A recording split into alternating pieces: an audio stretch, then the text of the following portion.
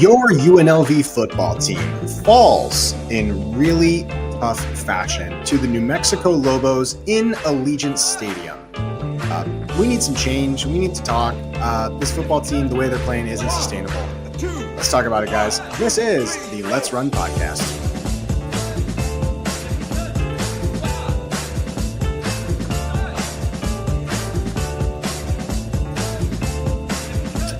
Everybody, welcome to the show today. Just got back from Allegiant Stadium. Took a little bit longer to get out of Allegiant today than normal. I'd like to try and leave the games early to get these live streams going a bit faster. But obviously today, a really bummer 40-35 loss for a UNLV football team that dug themselves into a hole that was ultimately, too big to overcome. A defense that's fundamentally flawed, an offense that didn't quite have it today. And, you say 35 points, they scored a ton of points, but I think the offense deserves a lot of criticism alongside the defense as well. We have a defensive coordinator. We've got just a lot going on in this game. I want to break it down for you. Please, while you are here, like the live stream, share it. Let me know your thoughts in the comments. I'll make sure that everything that everybody says comes up on screen. We can talk about it individually. I see a couple of people getting their comments in already. I'm sure you guys are going to have some strong opinions about this loss. I will say, kind of to get us going, to kind of let people start getting their comments into the comment section. Please start getting your thoughts down, guys, because I'll put them up on screen. I want to know what you guys think. Again, I've said this multiple times. I had the Rebels at an 8-4 record this season. I thought, there's going to be some good offensive players that Dan Mullen's able to bring in, but there's going to be too many holes on the roster to really, be a top level team to compete with the Boise State at the top of the Mountain West. Boise State obviously going down to Fresno State at home today, showing how tough it can be. Not going to say anything about Boise. I really hope we don't see UNLV fans talking trash to Boise State fans today because, they beat us and, they lost because their quarterback went down. Not that they were doing great in that game beforehand, but it just shows you how tough, Miami lost to SMU today. College football can be tough. And unless you're a team that plays with discipline and that really plays together, you're going to lose games. And I called this a dumb loss. And I saw that some New Mexico fans took a little bit of an exception to that. What I say when I mean that this game was a dumb loss isn't that New Mexico isn't a good team. New Mexico is absolutely a good team. I actually think New Mexico is awesome. And if they hadn't lost that stupid game to San Jose State, they'd be right in the race for the conference title. They might still be, this is only a second loss. They have 2 losses, but now UNLV has 2 losses.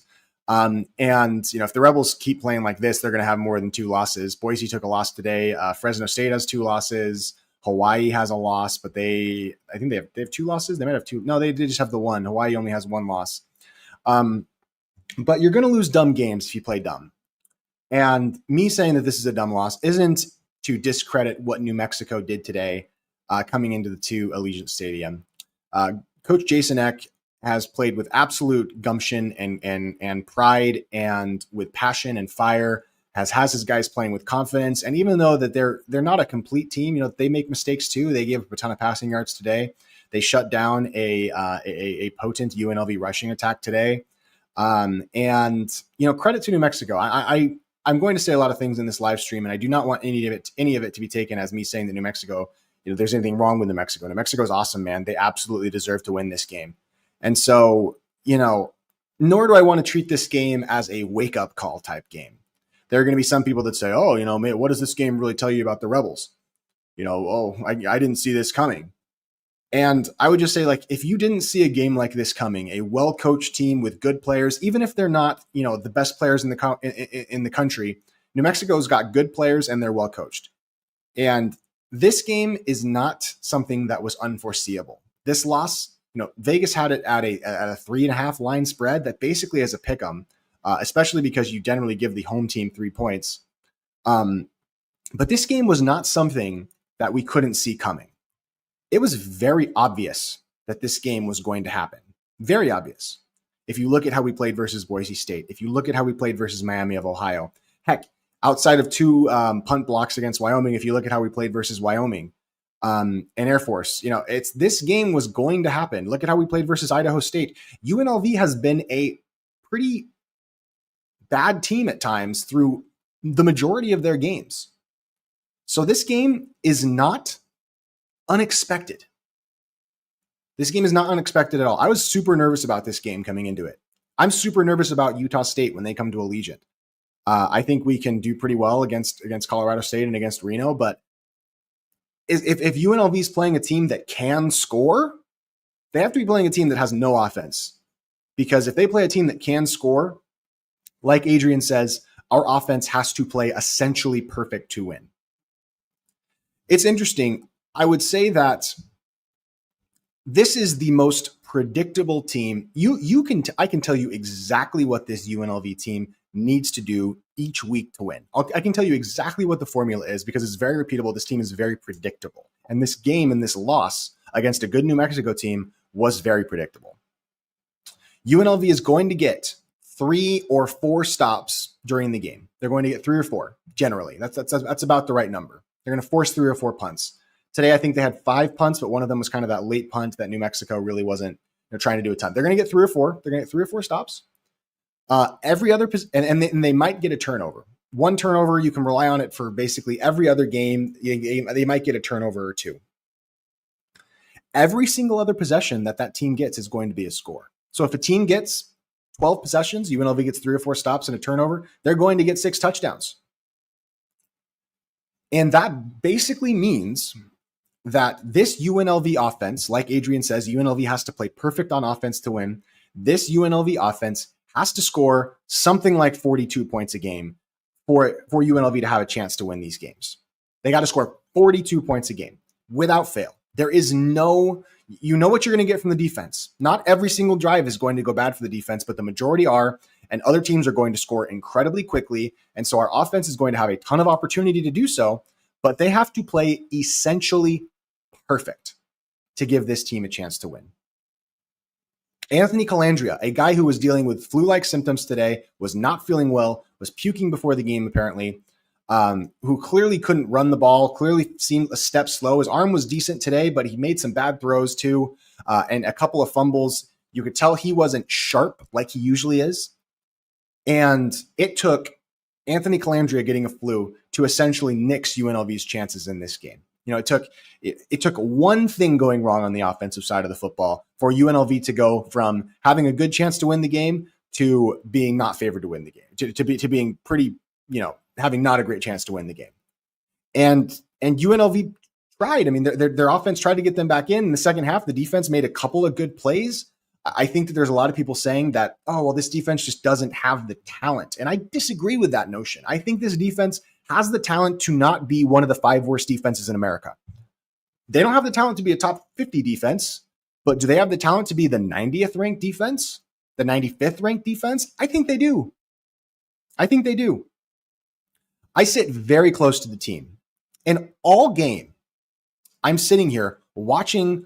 So essentially, I want to close out the offense. Actually, I'm going to close out the offense before I get into the defense, because I think we're all going to focus on the defense, and rightly so. And I'm going to get your guys' comments up in just a sec. We'll get them all up. The offense made too many mistakes today, whether it be the 4th and 1, where the coaching staff was and the players were clearly discombobulated, and you just needed to call a timeout on UNLV's first drive of the game, where they're going down, they're going to get a touchdown, and they throw away a 4th and 1. Whether it be the fumbles for Anthony Calandria, which didn't help the defense at all, whether it be The second fumble where Anthony Calandria was running with the ball and was just careless. Whether it be some of the play calling, UNLV was not running to the outside. They were not being creative with their run game at all.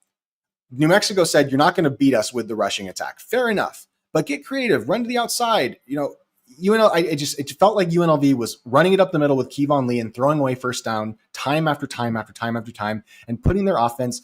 This is a really good offense, and UNLV is basically asking them to play with a 50-pound weight on their chest because of the defense and because of some of the offensive play calling. And listen, man, I know that Corey Dennis is kind of a Nepo baby offensive coordinator, but Dan Mullen has to step up on this offense and demand better. He's a good coach. Dan Mullen's a very good coach. But he has to. He cannot be a Mahalo Dan Mullen sitting playing golf. You have to be a more active voice. And maybe he is. But as fans, I don't feel like we can really see that. The legendary play caller that got Tim Tebow and Dak Prescott, I don't feel like we see that guy affecting our offense. I feel like our offense is making bad decisions and bad play calling.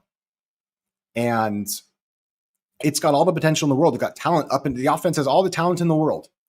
But it's wearing and playing with a weighted vest. And we need to take that weighted vest off.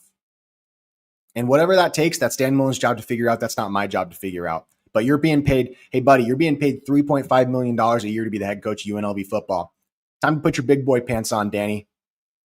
Put them on. Take the visor off. Go to the office. Maybe don't play golf on Wednesday. Maybe go to the office. I'm not saying he is. I'm just saying I want to see Dan Mullen take a personal approach to this offense, because the offense, and I'll get on the defense. The offense, I mean, you could say the offense did enough to win this game. I don't think they quite did. But you can say the offense did enough to win this game. But I need Dan Mullen to take a greater role in what's going on with the offensive play calling. All right, Danny? Come on. All right, let's talk about the defense, guys. And let's go through some comments first before we go into the defense. The Bets Market says, we do have the horses to be an average. The play calling has been terrible. Yeah, we can talk about some of the scheme. No, he won't. I don't know how much things improve. I just don't know who they fill that role with. I think that let me look at his name. There's a couple of guys that I like as our current defensive coordinator on the staff more than Paul Gunther. Let me tell you the names, because there's a couple of guys that I think could do a decent job. Not as full time, but as kind of interim guys. I think is Del Webb still on the staff? Maybe Ricky Logo, maybe Bam. There's a few people that I like. Adam Shearer. No, I wouldn't do him. Maybe Ricky Logo. I mean, I think Bam Amina would probably be the name that I would pick, the linebackers coach, to be the interim defensive coordinator. But let me keep going through some comments here. The defense was average. They beat New Mexico. You cannot give TD plays with nobody near the offensive player. Yeah, I mean, how many times did Jack Lane just have people wide open down the field with UNLV players looking at each other? That totally happened. Will Gunther actually get fired midseason? I would still say no, but he deserves to be. Paul Gunther cannot. The voice of Paul Gunther, a single decibel coming out of Paul Gunther's mouth should never be heard for a Las Vegas football team again. He was an awful Raiders defensive coordinator. He's been an awful UNLV defensive coordinator. His voice, he should never speak another word inside the Fertitta Football Conference. That's how fast he needs to be gone. He needs to be gone. It's not helpful. The UNLV football team needs a new voice and a new leader for their defensive, for the defensive side of the ball. Do I think Mullen's going to do that? I'm not sure. Yag Hogwash, not on talent enough. They should be better than this. They can be better than this.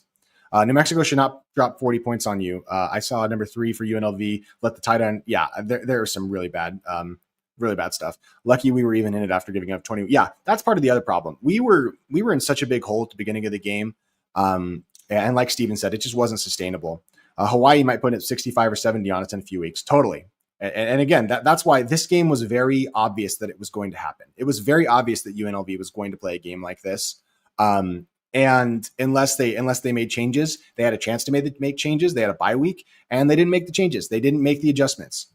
If UNLV was playing an elite SEC or Big Ten team, they would have given up 80. Totally. If UNLV played Ohio State, they'd give up 85 points.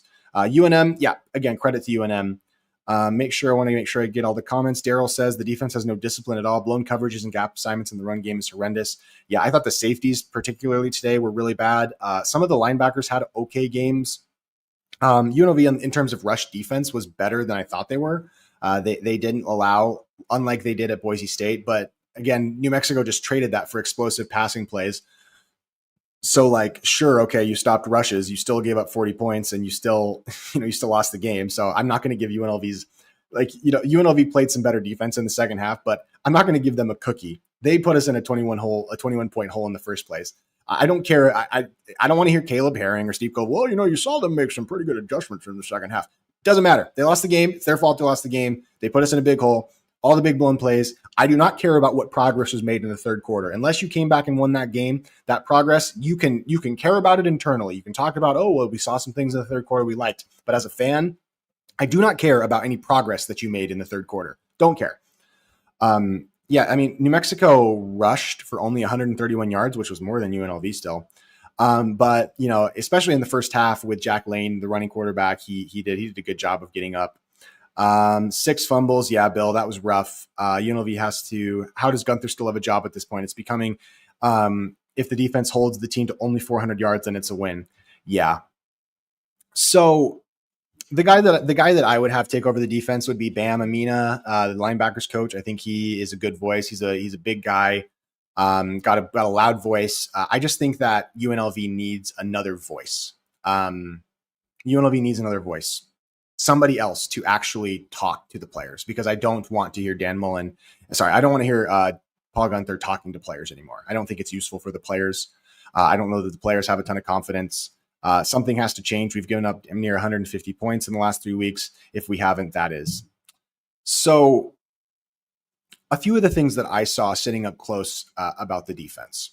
These guys, when you give them man coverages, when you blitz, when you bring pressure against the quarterback, which we saw UNLV, I think, get 3 sacks today, which is more than they've gotten all season. And in some ways, the defensive line actually played one of its better games this season.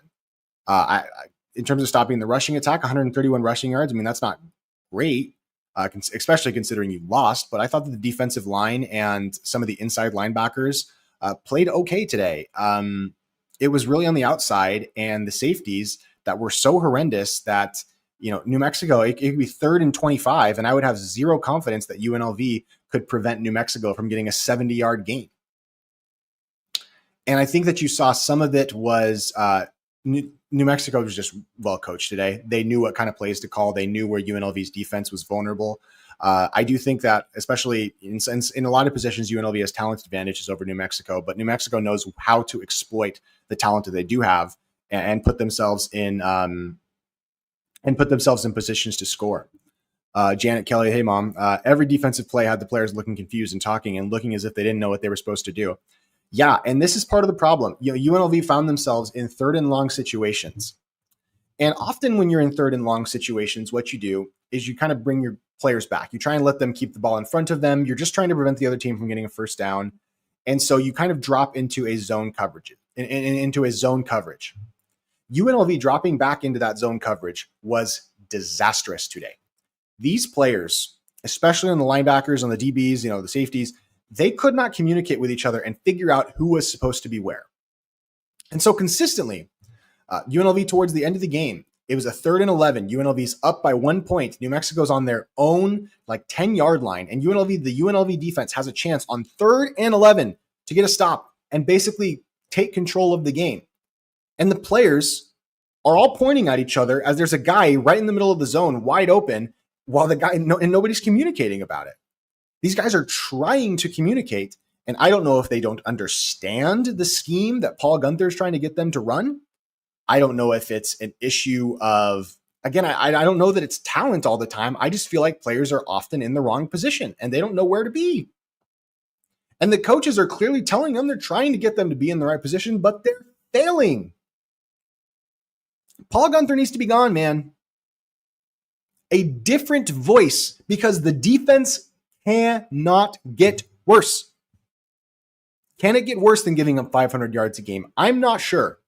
The defense, we heard this thing. Ed Graney wrote an article. The defense needs to be simplified. And yet I see the players bickering with each other, arguing about who's supposed to be where before the start of the play. And then the play starts, and there's a New Mexico player wide open behind the entire UNLV defense because nobody had any idea who was supposed to cover him in the first place. That is unacceptable, man. It's unacceptable.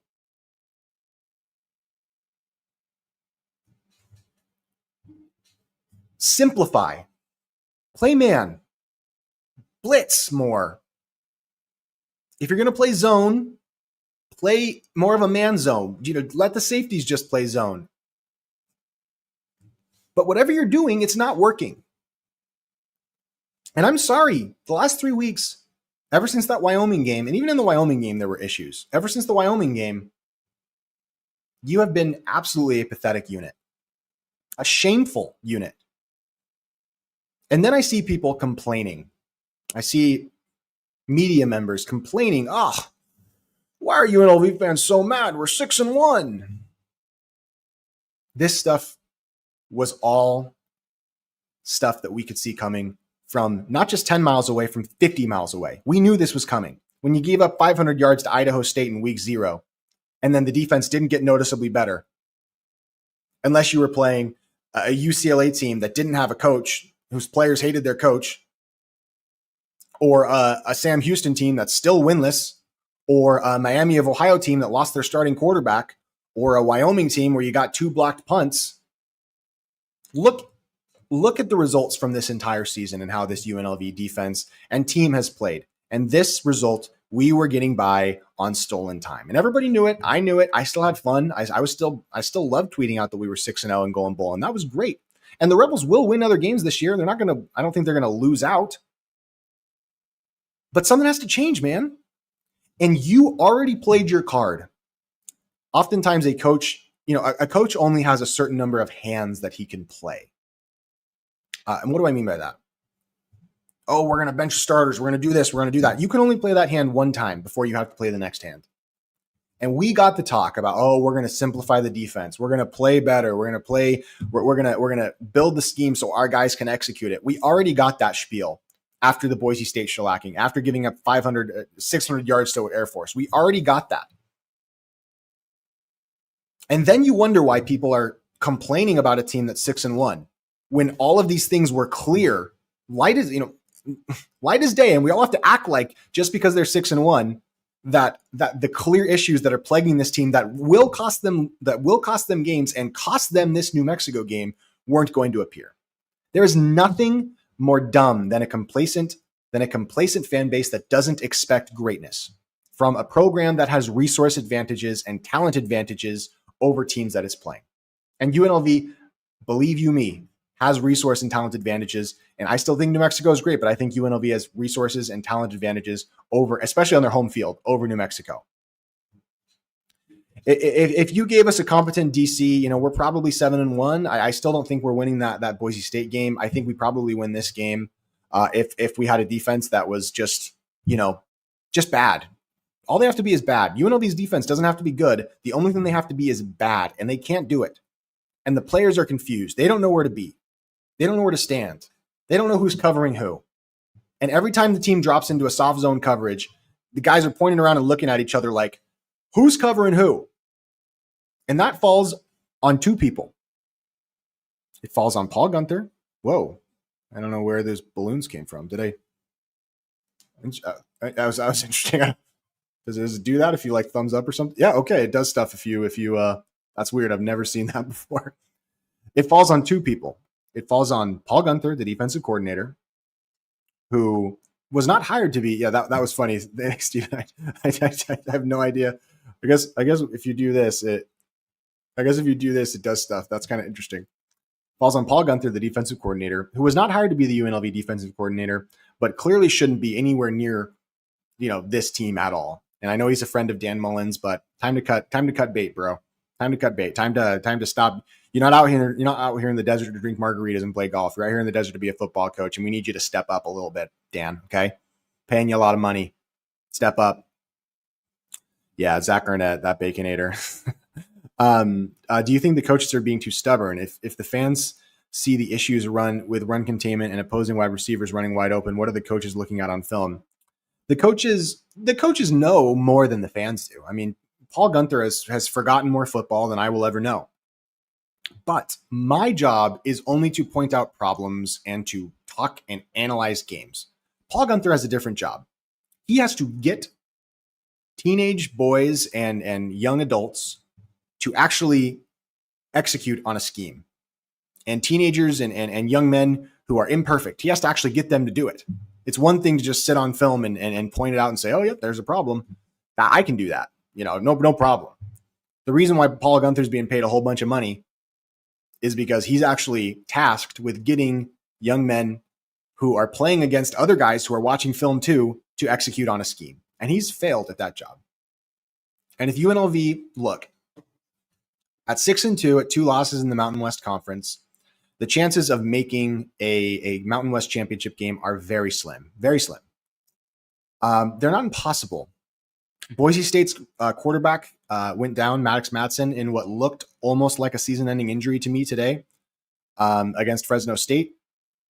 Hawaii and San Diego State still have to play each other. New Mexico has 2 losses. Obviously, New Mexico has the tiebreaker over UNLV now. And looking at the rest of New Mexico's schedule, they play Colorado State, at Air Force, and then San Diego State. So if New Mexico loses another game and UNLV wins out, they'll have a chance. UNLV can give themselves a chance if they win out, but they can't win out if they play like this. And this was evident. I mean, San Diego State, Fresno State, they do get a big boost by winning at Boise State. But essentially, the Mountain West Championship game, for all intents and purposes, is completely and 100%. It already kind of was, but is completely and 100% out of UNLV's control. All that UNLV can do, and Fresno finishes out Wyoming, Utah State, and then at San Jose State. So I guess we'll see. All UNLV can do is try and win out and go 10-2. And I think that they have the talent that they could do that. This game, however, against New Mexico was not a wake-up call. The alarm's been going off since week 0. This game was not a wake-up call. I don't know if Mullen and Gunther have been hitting snooze on it since week 0, but all of these problems were clearly evident for 3 months now. I mean, these are things we've known. And so ultimately, I'm very disappointed in how we played today. And again, credit to New Mexico. I want to see change, but do I think anything meaningful is going to change? No, I don't. Luckily, UNLV plays a very winnable game. Colorado State on the road. UNLV has been a better road team than a home team, actually, for the last few years.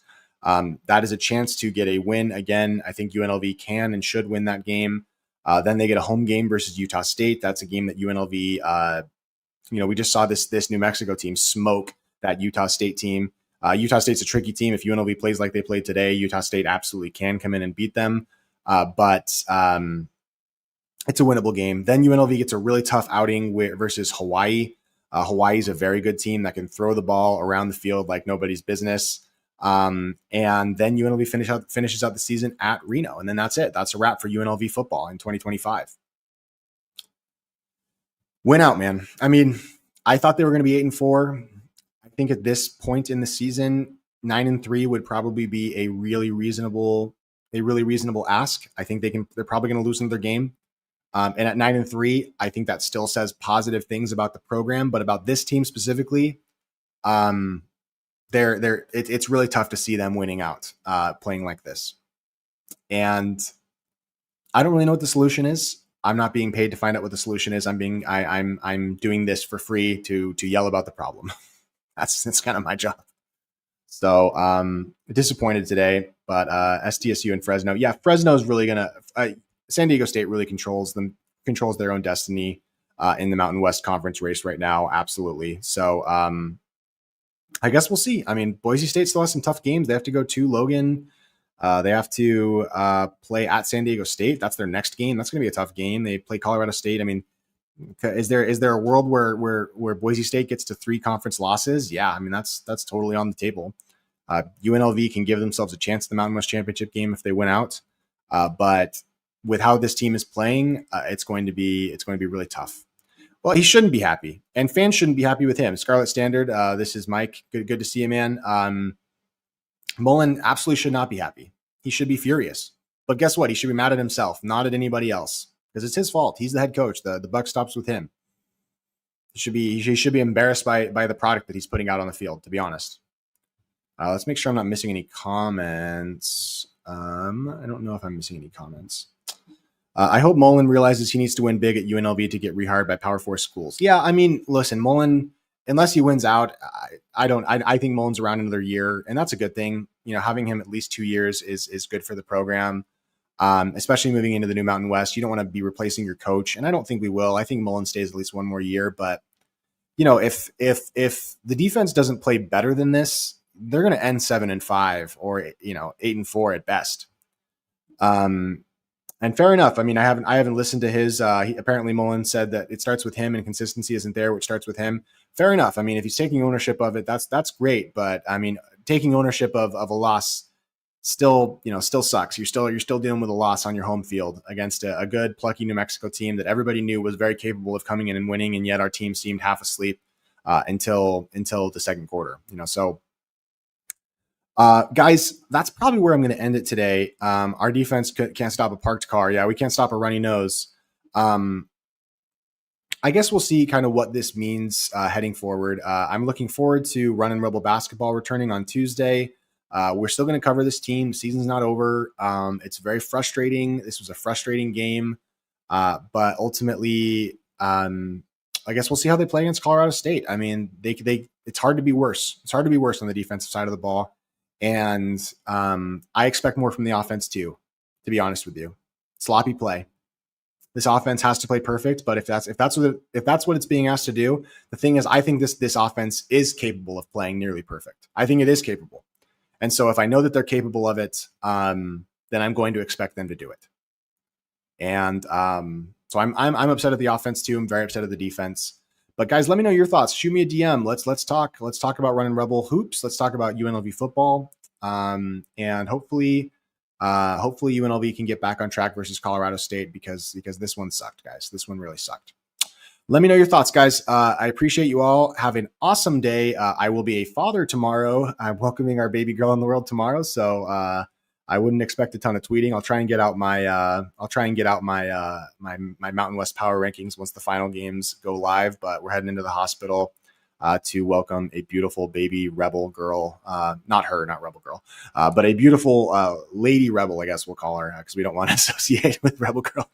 But yeah, I'm pretty excited, guys.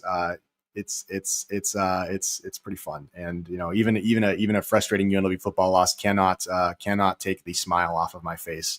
The only thing I've ever wanted in the world, be more than a UNLV return to basketball prominence, is to be a father, and so I got to say I'm pretty excited about that.